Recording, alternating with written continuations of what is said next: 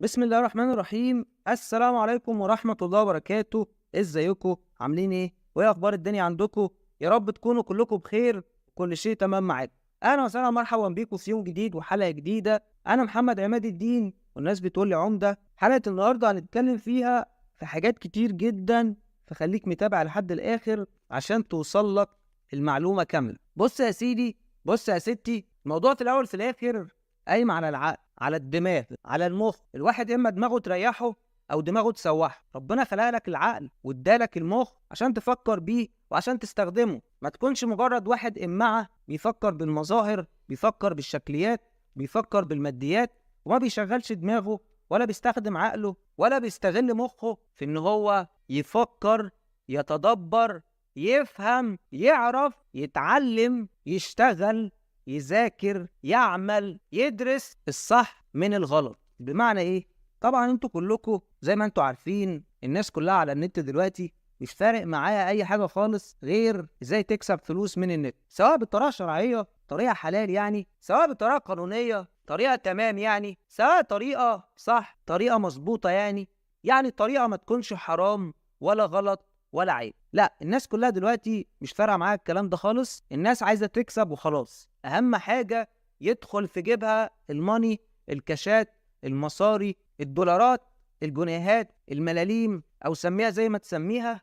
المهم ان هم يدخل في جيبهم اي حاجه، مش فارق بقى معاهم اي حاجه سواء كانت من حلال او من حرام. وطبعا في الاغلب بتكون حرام. واحد مشترك في مواقع رهانات عايزه يكسب من حلال، هو اصلا كده كده ما بيكسبش يعني. واحد مشترك في مواقع قمار عايزه يكسب، هو كده كده ما بيكسبش يعني. واحد مشترك في منصات نصابة عايزه يكسب، هو لو كسب بيكسب عن طريق ان هو بينصب على حد غيره، سواء بطريقة مباشرة او طريقة غير مباشرة. اليوتيوبرز او صناع المحتوى اللي بيتكلموا عن الربح المجاني من الانترنت او على الانترنت او في الانترنت، او بيتكلموا عن الاستثمار المدفوع على الانترنت، من الانترنت، في الانترنت، كلهم نصابين، كلهم حرامية، كلهم حورتجية.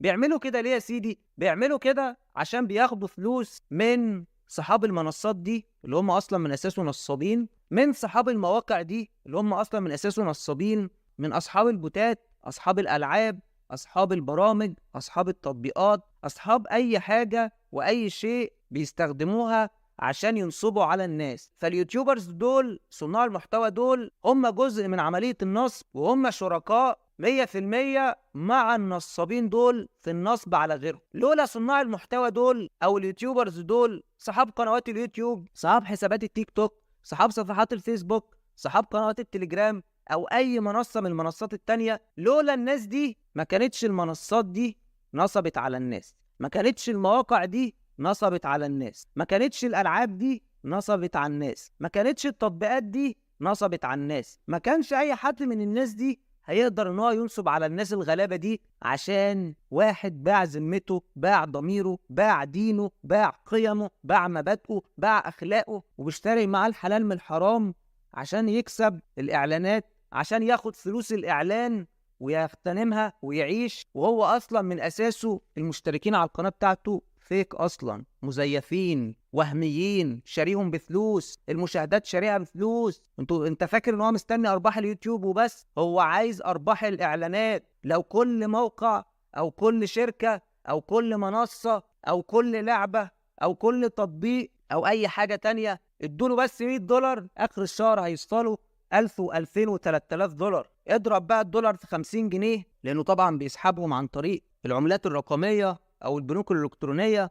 في الحالتين الدولار هناك ب 50 جنيه، فاضرب بقى، اضرب $1000، $500 في 50 جنيه. ومحدش يدخل يقول لي انت بتحسدهم، انت بتحقد عليهم، عشان الكلام ده كلام ساذج من واحد مغفل، من واحدة عبيطة بتدافع عن حرامي، بتدافع عن نصاب، بتدافع عن محتال، بتدافع عن مختلس، بتدافع عن حورتجي، بتدافع عن واحد شمال لانه واحد شمال ولانها واحدة شمال، فعشان كده هي بتدافع عن واحد شمال او واحدة شمال زيها. الطيبين للطيبات والخبيثين للخبيثات. فالحرامي هيدافع عن الحرامي، المحترم هيدافع عن المحترم، فتلاقيهم كلهم بيدافعوا عن بعض. تدخلش تقول لي اصل انا من الجمهور بتاعه. معلش، انت مش بتسمع عمرو دياب ولا بتسمع تامر حسني ولا بتتفرج على احمد السقا او بتتفرج على محمد هنيدي، ولا بتقرا مثلا روايه مثلا دكتور احمد خالد توفيق الله يرحمه او الدكتور نبيل فاروق الله يرحمه، فساعتها انت واحد من الجمهور. بس ده واحد بيقدم لك نصب، بيقدم لك سرقه، عايز يسرقك، عايز ينصب عليك، عايز يستغلك، عايز يستخدمك. هو بالفعل بيعمل كده سواء بطريقه مباشره او بطريقه غير مباشره. المشاهده اللي حضرتك بتشاهدها له دي وبتتكتب قدام الناس، واحد مشاهده، انت وغيرك وغيرك وغيرك اتحسبوا له 10,000 50,000 مشاهده. الاشتراك بتاعك ده، اللايكات اللي انت بتعملها، التعليقات اللي حضرتك بتكتبها عنده واللي اغلبيتها بتكون تعليقات مجامله او تعليقات هو شاريها بفلوس، يعني مش مهم. المهم ان انت ساعدته ان هو يكون نصاب، ساعدته ان هو ينصب على غيرك، فهو بيستغلك وبيستخدمك وبيعمل لك مسابقات وهميه او مسابقات حقيقيه. المهم ان هو بيكسب ملايين وبيكسب الافات وبيكسب ميات على حسب بقى الدنيا بتاعته. ما هو النصاب المشهور هيكسب اكتر من النصاب المبتدئ، ما هي بقى درجات وكل واحد ورزقه الحرام. ده رزق حرام يابا، وانت بتساعد النصاب على انه ينصب، بتساعد الحرامي على انه يسرق، بتساعد المختلس عشان يختلس، وهي الدنيا ماشيه كده. انت مجرد زبون، انت مجرد زبون بتاخد على قفاك، وفي الاخر تقول لي انا واحد من جمهوره. ليه يا حبيبي؟ بتسمع اغنيه ولا بتتفرج على فيلم ولا بتقرا روايه؟ ده واحد نصاب. هو النصابين دلوقتي بقى ليهم جمهور؟ هو النصابين دلوقتي بقى ليهم فانز؟ هو النصابين دلوقتي بقى ليهم قاعده جماهيريه ونادي معجبين ومجتمع محبين؟ هو احنا وصلنا للزمن ده؟ بس ده عادي بقى، انا متوقع اي شيء. احنا في زمن دلوقتي الناس بتدافع عن القاتل، بتدافع عن الحرامي، بتدافع عن النصاب، بتدافع عن الحورتجي، بتدافع عن الشمال، لان هم كلهم ناس اندال او عايزين يعيشوا دور الضحيه. عايز يبقى مجني عليه، عايز يبقى مظلوم. الموقع ينصب عليه يروح لموقع تاني، المنصه تنصب عليه يروح لمنصه تانيه، وهكذا. لف الدايره، كمل الدايره، عيش مع حالك، عيش في حالك بقى. هي دي الدنيا وهي دي الحقيقه وهو ده الواقع. وللاسف الشديد لسه في ناس بتحب تاخد على قفاها، لسه في ناس بتحب تتمرمط، لسه في ناس بتحب تتذل، لسه في ناس بتحب تتهان. اليوتيوبرز نصابين، صناع المحتوى الرقمي نصابين، بتوع الربح والاستثمار نصابين وحورتجيه. كل اللي هم عايزينه عايزين يكسبوا عن طريقه، سواء بطريقه مباشره او طريقه غير مباشره. المهم ان هو هيشتغلك وينصب عليك. كلامهم كله كذب في كذب، كلامهم كله حوارات، واللي بيدافع عنهم اوسخ منهم. المشتركين اللي عندهم اغلبيتهم مشتركين فيك اصلا، بيكونوا شاريينه بفلوس او بيشتري القناه بتاعته جاهزه، وبيبدا بقى يسرح بالناس. بقى الناس بتحب اللي يضحك عليها، الناس بتحب اللي يسرقها، الناس بتحب اللي ينصب عليها. بس تعالى كده خليك في السالك وفي الدغري وفي الصح، ولا حد هيحبك ولا حد هيحترمك ولا حد هيقدرك. وانا عارف ان في ناس كتير جدا في الكومنتات هتدخل تهاجمني وتعترض عليا وتقول ان هي بتنتقدني، بس مفيش حاجه اسمها انتقاد. الانتقاد ده لما انت تكون واحد عادي طبيعي سوي، واحد متعلم، واحد مثقف، واحد فاهم، واحد عارف. بس ما تكونش واحد جاهل وتكون واحد امعه وتكون واحد احمق وتكون واحد ساذج وتكون واحد خبيث وتقول لي انا جاي انتقدك. فين الانتقاد ده؟ وريني الانتقاد، وريني النقد ده. اما انت واحد جاي تزيط عليا وتهرتل عليا، لا يا حبيبي، ده مش انتقاد خالص. انت بتعبد الشخص اللي انت بتدافع عنه ده، بتعبده حرفيا، بتكلم بجد والله. فده مش انتقاد قد ما هو مجرد عبوديه، والله بتكلم بجد. انت بتعبده وبتقدسه وبتمجده. واغلبيه الكومنتات اللي هتدخل تحاربني دي، انا متاكد ان في يوتيوبرز كتير هيدخلوا يحاولوا يقفلوا القناه، هيحاولوا ان هم يبعتوا تعليقات تبعهم، مش هيقولوا للناس ان هم يهاجموني. هو يدخل يشتري كومنتات مخصصه، ويدخل يكتب الكومنتات في قائمه كده، يقول لي يا عمده انت كذاب، يا عمده انت نصاب، يا عمده انت بتحقد علينا، يا عمده انت غيران مننا، يا عمده انت بتحسدنا وخلافه. وهو اللي بيكون كاتب الكومنتات دي ويبعتها لاي لوحه من لوحات السوشيال ميديا ماركتينج اللي هي SMM بانل،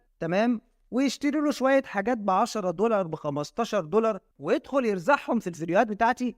وكده ابقى انا طلعت من المولد بلا حمص. ليه بقى؟ لان الناس هتدخل عندي فمش هتلاقي عندي تفاعل، او هتلاقي ان انا جايب كومنتات سلبيه، تعليقات سلبيه. فالناس زي ما قلت لكم قبل كده مش فارق معاها غير المظهر والشكل والماده فقط لا غير. مش فارق معاهم انت بتقول ايه ولا بتعمل ايه، ولا ان انت عايز مصلحتهم ولا بتتكلم عن ايه. هو الفكره كلها انت عندك كام مشترك، انت بتجيب كام لايك، انت بتجيب كام مشاهده، هل الكومنتات اللي عندك بتمجد فيك وبتطبل لك وبتعرض لك من ناس بتعبدك وبتشتغلك وبتسقف لك على الغلط والحرام والعيب، ولا انت مجرد واحد فكسان ما بتجيبش تعليقات اصلا من اساسه وما عندكش مشاهدات وما عندكش لايكات وما عندكش مشتركين؟ هي الدنيا ماشيه كده، فما تخليش حد يضحك عليك. كلها زيف، كلها وهم، كلهم عايشين الوهم، وكلهم بيحرقوا جاز، وكلهم كدابين، وكلهم حورتجيه، وكلهم نصابين، وكلهم مختلسين. مش فارق معاهم غير مصلحتهم الشخصيه فقط لا غير، ويطلع يكلمك عن الاخلاق والمبادئ، بس كلها شعارات كدابه، وكلهم مدعين تدين، عاملين نفسهم فيها الخضره الشريفه، عاملين نفسهم فيها رابعه العدويه، وهم كلهم شمال في شمال، وكلهم اندال في انداش. هي دي الحقيقه، هو ده الواقع. عايز تصدق النصابين؟ اتفضل روح صدقهم. عايز تمشي ورا مواقع نصابه؟ روح امشي ورا المواقع النصابه.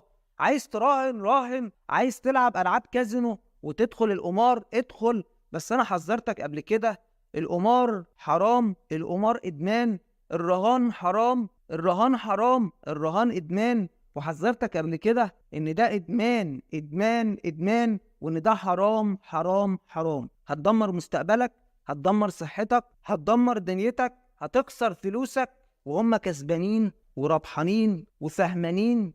عشان كده الفهمان كسبان، واللي بيفهم بيريح وبيستريح، وهو عارف ان فلوسه حرام، وهو عارف ان هو شمال، لانه لو اشتغل اي حاجه في ارض الواقع مش هيعرف يجيب الفلوس اللي بيكسبها من النت عن طريق النصب على الناس. كلهم نصابين، فخلي بالك واحذر من اليوتيوبرز وصناع المحتوى الرقمي المتخصصين في الربح المجاني او الاستثمار المدفوع.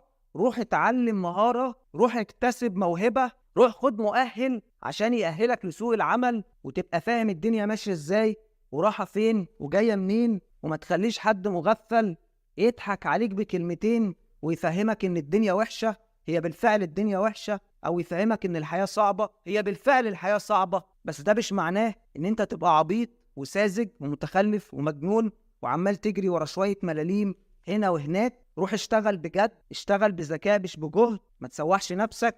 والواحد اما دماغه تريحه او دماغه تسوحه، وانت ومزاجك وانت وكيفك، انت حر، اعمل اللي انت عايزه. انا مش طالب منك حاجة، ولا اقول لك اشترك في القناه، ولا اقول لك فعل الجرس، ولا اقول لك اعمل لايك او حتى اعمل ديسلايك، ولا اقول لك شاركني رايك في التعليقات، لان دي كلها حاجات تقليديه. عايز تعملها اعملها، مش عايز تعملها ما تعملهاش، انت حر. شكرا جزيلا ليك على حسن الاستماع والمشاهده، واستناني في يوم جديد وحلقه جديده من درع الغلابه. اتمنى ان الحلقه تكون خفيفه على قلوبكم، ولو انت استفدت من المحتوى فاشترك في القناه، فعل الجرس، لايك، كومنت، شير. ولو الحلقه ما عجبتكش اعمل ديسلايك، وشاركني رايك في التعليقات. قول لي ايه اللي ما عجبكش عشان اكتر منه، وايه اللي عجبك عشان اقلل منه.